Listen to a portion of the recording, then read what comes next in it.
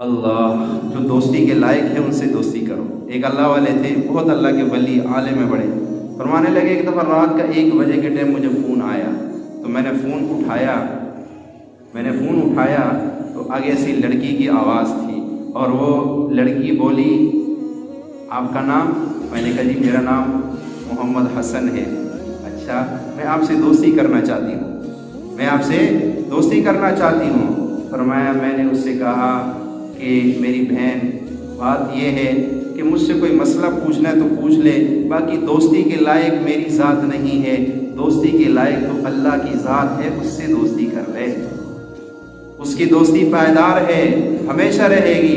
کہ دنیا کی دوستیاں یہ سب بے وفائی میں بدل جائے گی، وہ دوستی وہ رشتہ قائم رہے گا جو اللہ کے لیے قائم کیا ہے۔ جو مطلب کے لیے دوستی لگائی اور مطلب کے لیے رشتہ داری قائم کی، سارا ختم ہو جائے گا۔